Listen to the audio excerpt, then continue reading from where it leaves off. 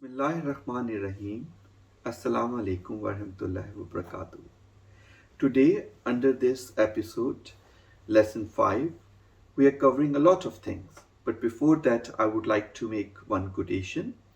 It is mentioned in Kunzul Umal, treasures of the deeds of good deeds, as written by Sayyid Ibn Sikina, that Hazrat Ali saw a person writing Bismillah and then said, "You have to write it in a beautiful manner, because if you do that, then Allah will bless you and forgive you." And calligraphy is a beautiful art form. It must come from the heart. Otherwise, it will be shallow and will fail to penetrate into a concise of the readers. Today, under this lesson 5, we are covering a very interesting thing, which is the Arabic calligraphy on the Kaaba door, which is a sacred door of Kaaba. And I will show you some of my own collection and the tradition of 200 years old Kaaba Lahaf. So that is, we are covering it. Another thing which we are covering is how to do illumination using 23.5 karat gold on this sacred writing, Qur'anic writing. And this is a very interesting episode because it's cover a lot of traditional way of using 23.5 karat gold. I am covering another thing which is a stroke writing art, and this is a very small episode under this lesson. And my son is covering about writing a alphabet Ta and Za in this episode.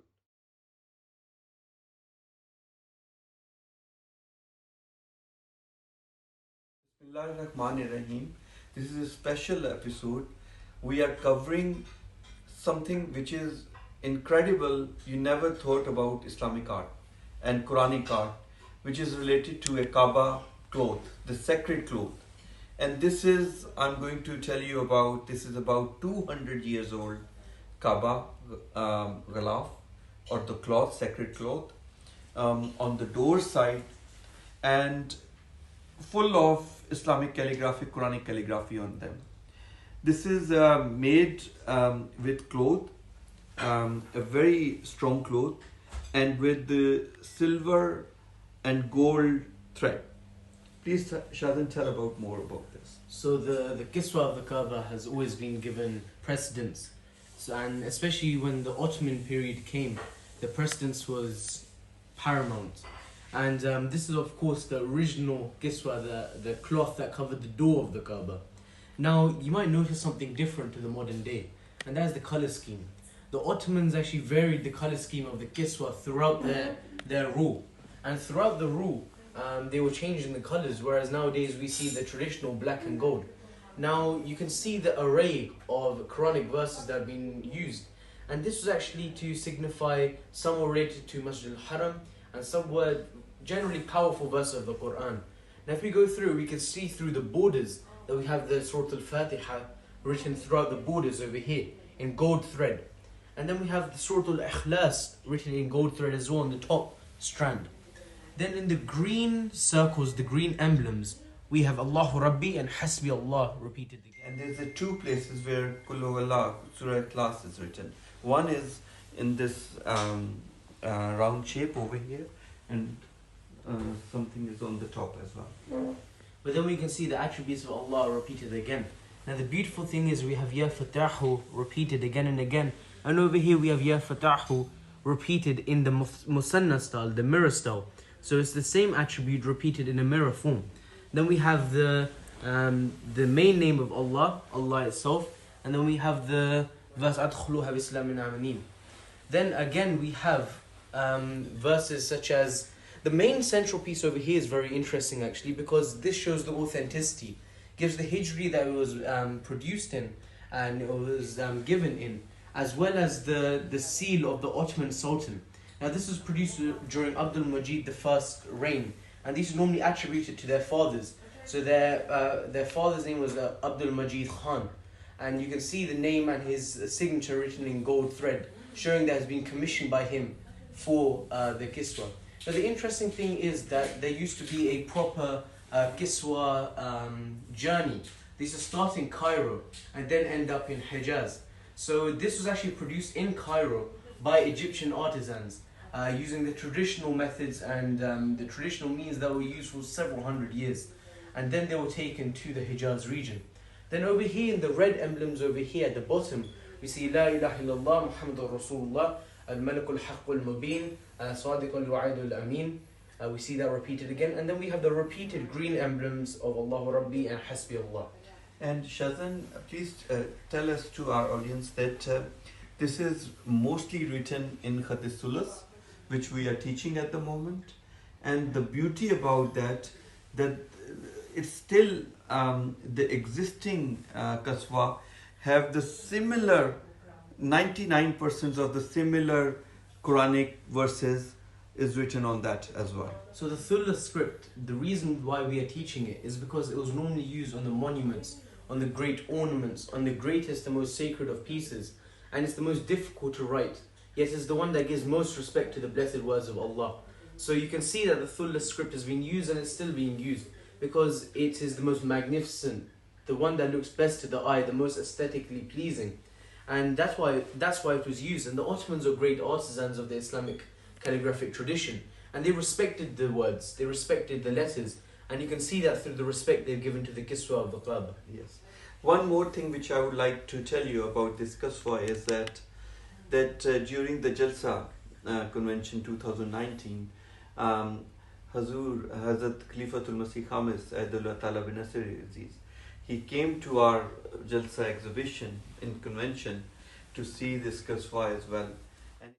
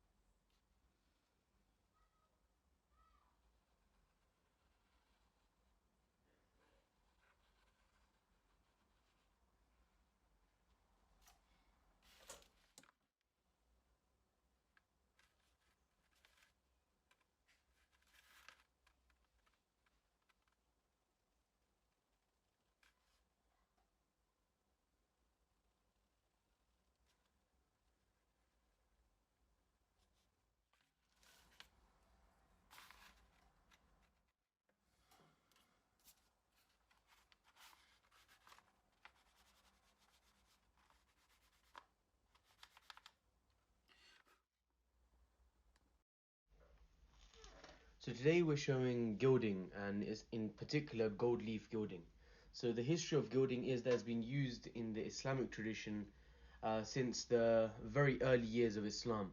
There's some original examples that in various museums around the world, such as the Metropolitan Museum of Islamic Art, in which there is a blue vellum with gold leaf used with a traditional Kufic style of calligraphy. This calligraphy you see in front of you today is again a style of Kufic calligraphy, but this is again a very modern style of Kufic calligraphy and used more so as an art form. Now, at the moment, you can see that there is a outline of a calligraphic composition. So what happens initially is that the calligrapher sketches out his calligraphic composition. In this case, this is Kufic, so this uses draft paper, squared paper, in which you have the very, very precise proportions of Kufic calligraphy. And then you put that onto another piece of paper, onto your final piece of paper. And inside the outline, you put in your gilding medium. Now this can be a gilding paste or any form of gilding medium that people use, such as ormaline as well, many people use. And you very, very precisely put it inside the parameters of your calligraphic composition. Then after that, you allow it to dry for a certain period of time. Some people leave it until it's fully dry, some people leave it for even 24 hours. It really depends, and you have to practice with it. Then slowly you apply the gold leaf. But when you apply the gold leaf, there's different tools that are used, such as the agate burnisher, and agate and jade is normally used. This is the agate burnisher. So it has the semi-precious stone agate hilted onto the wooden handle, and this is rubbed against the gold, and you have smaller ones as well, obviously for more precise measurements. And you when you've placed the gold leaf on, you rub it using those tools, and it allows for a proper smooth and sophisticated and elegant kind of finish compared to just applying it generally.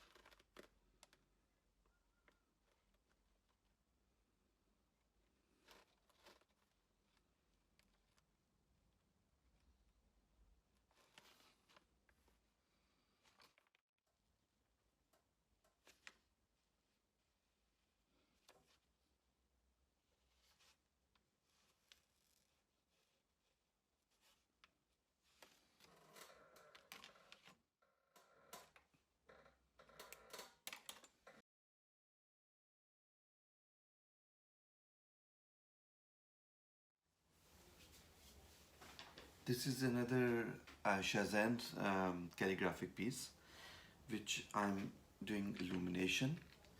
So what I did is I'm putting this medium to the design, which is a geometrical design made by my daughter, Shanze, and it's a combination of repetitive remembrance of God.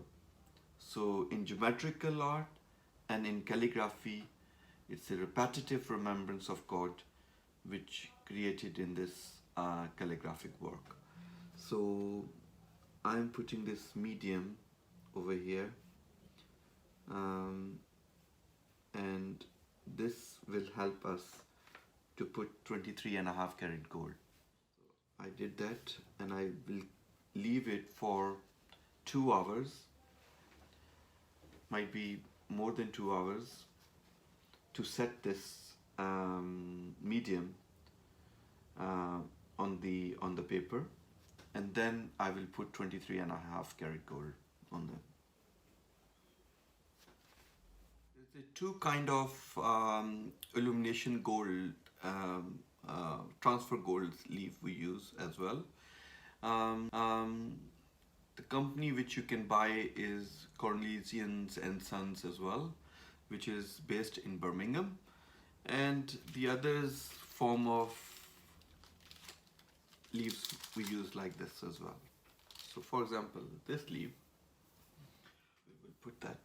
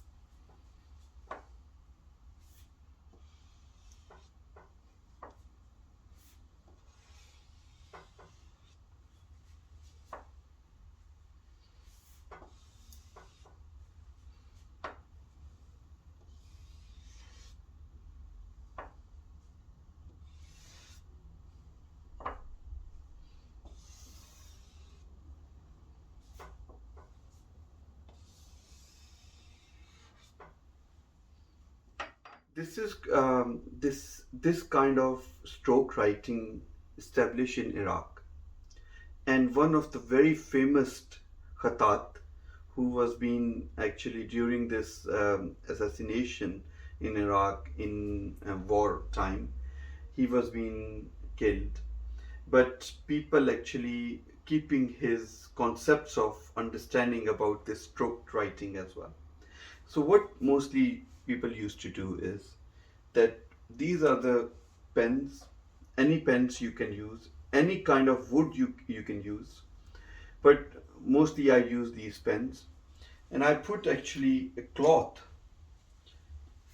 This is a nylon cloth, which is mostly your socks are made with those as well.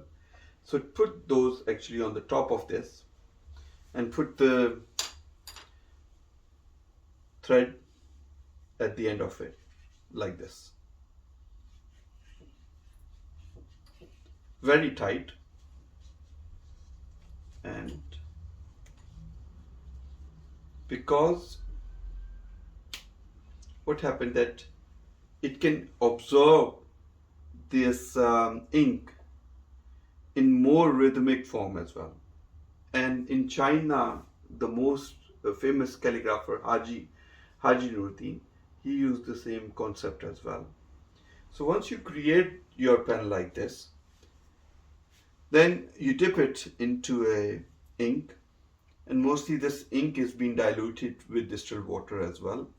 So we use this ink and create our artwork. You write some kind of calligraphy in the middle, and then you make those strokes of your pen to complete your artwork. And I was doing this to show you the end results is just like this.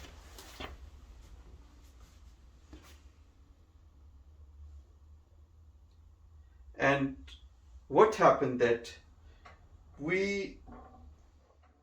what we are establishing over here, that Hazrat Muhammad, peace be upon him, we only know certain attributes of him, but there's lots of other attributes of Muhammad sallallahu alaihi wasallam which we are not aware of it. So we leave it blank on this side and showing that some of the attributes which we know through the stroke writing.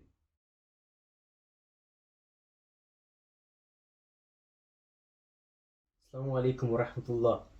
Today I'd like to share a personal venture of mine which I'd really urge every single one of the calligraphers when they furthered in their calligraphic journey to endure in, and that is writing the Qur'an. The greatest thing a calligrapher can do in his lifetime is write the Qur'an, and it's the greatest honor that a calligrapher can have. Now there's a certain amount of respect that has to be given to writing the Qur'an. So when I started off, the inspiration was behind that.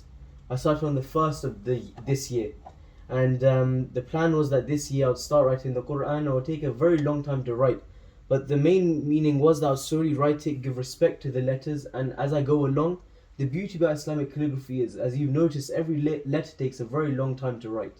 So when you're writing the letter, you absorb the meaning and you absorb every word into yourself, and you absorb the understanding of the Qur'an into yourself. So this was my first page. I started from Surah Al-Baqarah. And as you move on, a beautiful thing about calligraphy is that you can introduce your own forms of purpose and expression. Over here, whenever the name Allah was used, I was using a different color to distinguish and honor the name, the blessed name of Allah. And then as you go along, you can see that Allah is being repeated again. This script is known as the Thuluth script, which is everyone is practicing now. Now the beauty of this script is that it's very time consuming, as you know, and many Qur'ans are not written in this script. It's written in the Nas script. It's very quick, much more quicker to write.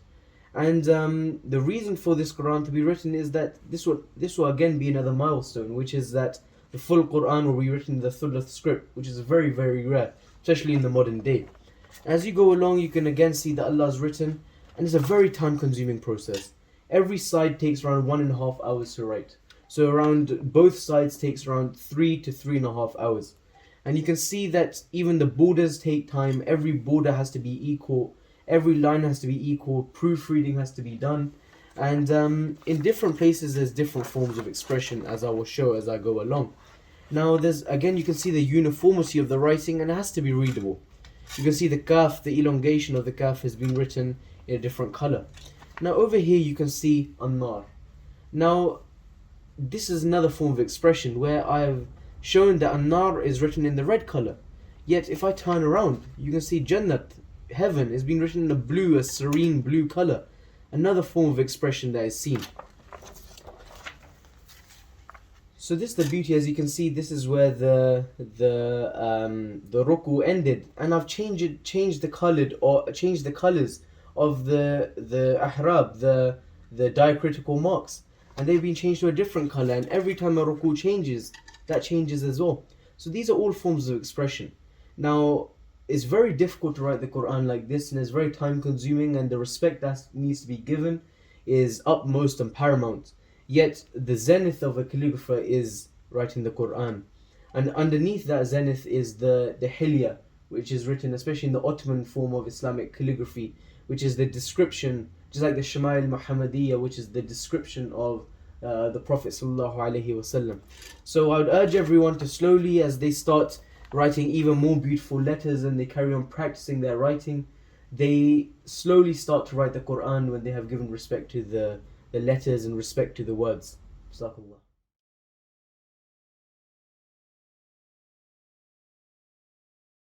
Assalamu alaikum wa rahmatullah. Today we'll go through the Ta letter. Now this is a very interesting letter and it's a very difficult letter to do. And you notice that this letter is much more difficult compared to the previous letters that we have done. But that does not mean you give up from here. Carry on persevering and carry on practicing this letter and you'll be able to master it. So now again, always make sure your ink has enough liquid but not too liquidy, so as you turn it around it doesn't drop. And we're going to start at approximately around a 50 to 55 degree angle, not the 45. We'll start like this. Now we have to keep a very thin line. We're used to the thick lines. We're going to keep a very thin line and go up.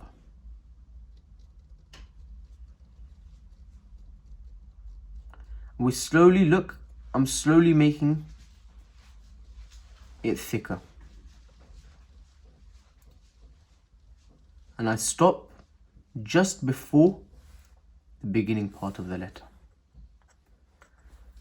Now, a slight overlap.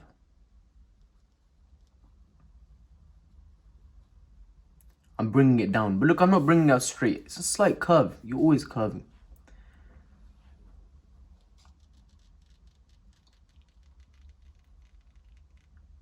I'm just going to stop here for the benefit of the viewers. This is your initial shape.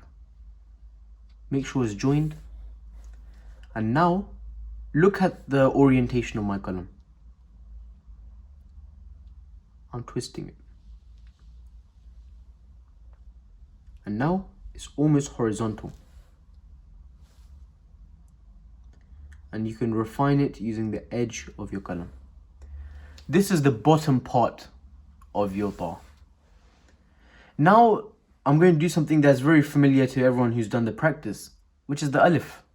All we're going to do is write an alif where the bottom part of the alif hits around this area. So do your normal practice of the alif. You bring your alif down.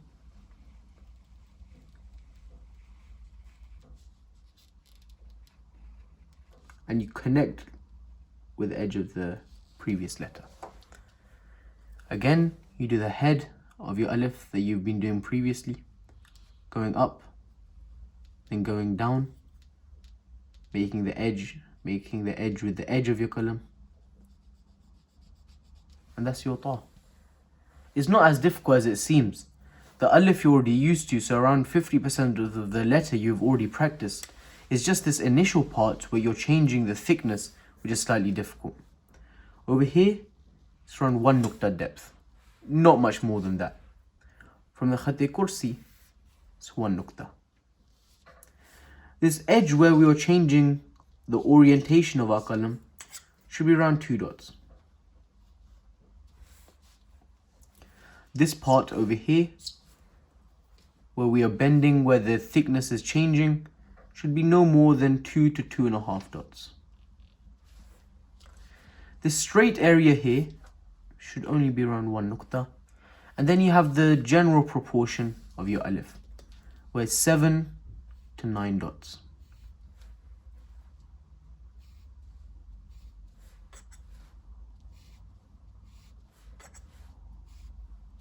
This can be elongated depending on your composition. Now this is your ta, very, very easy letter to write. So if you carry on practicing this again, and the ta is going to be very similar, because all you're doing is just adding a nukta on top. There's no actual change. But when you connect it to a letter, for example, if we have a conjoining letter like this, you have a slight curve, you bring it down like this, you write your letter. I'm writing this quickly for the sake that you've already seen how it's been written before.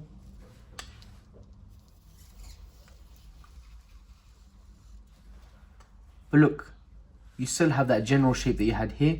It's only one nukta gap that you have from your previous letter, and you bring your alif down as you did previously. So that's how we write the ta. And if you carry on practicing this, the most difficult part will be changing the thickness over here. If you can master changing the thickness and changing the orientation of your qalam here, it will not be very difficult. So I think it will be a very good and beneficial lesson, and a very interesting letter for everyone to practice. Jazakallah.